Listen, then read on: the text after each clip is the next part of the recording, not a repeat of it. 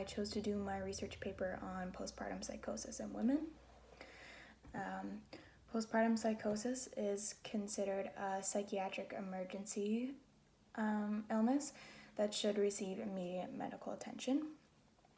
Postpartum psychosis is an unpredictable, rare illness that occurs for every 1 to 2 women in every 1,000 childbirths. So some of the first symptoms that would be noticed in a woman experiencing postpartum psychosis would be rapid mood changes, insomnia, over-exaggerated worrying, concerns and anxieties for the newborn.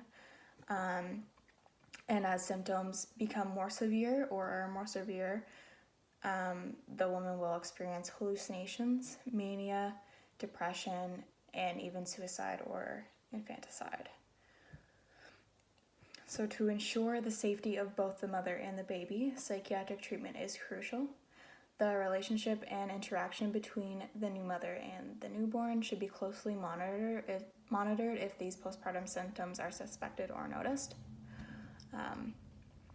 For potential risks, causes, and associations, studies have found that thyroid autoimmune dysfunction has been detected to be a potential association.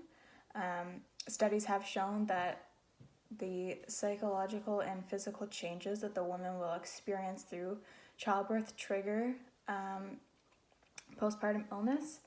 These changes can cause illnesses such as AITD, which, however, luckily AITD is treatable, and this is said to come from the major loss of hormones at birth. That influences the drastic change in the mother's mentality as the hormones reach a peak by the end of the childbirth process and then rapidly decline after. A specific study has found that psychiatric admissions were 7 times as likely in the first month after childbirth than in the pre-pregnancy period, suggesting that metabolic factors may be involved in the genesis of postpartum psychosis.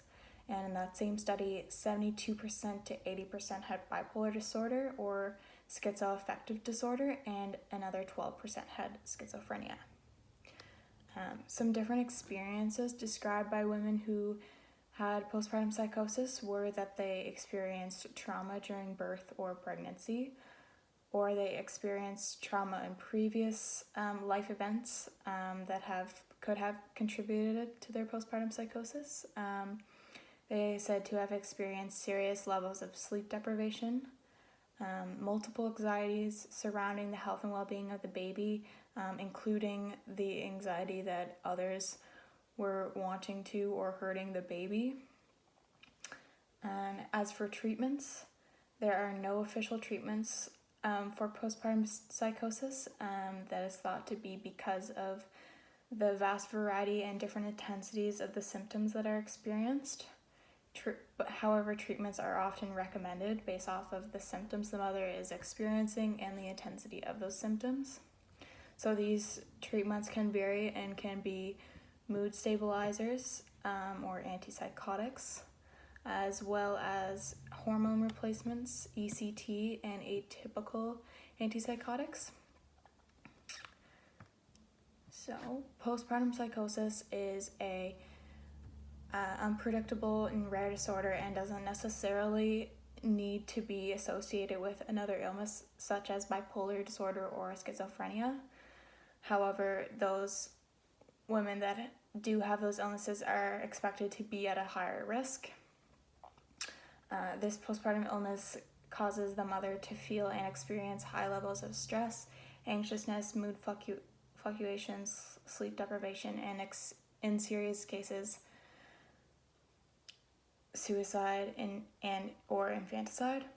There are several recommended treatments and therapies that can reduce symptoms and aid in making the experience bearable and life-saving. However, still no official treatments as of now, as research is ongoing. So treatments, diagnosing, and preventing are all things that still need to be officially established. Thank you.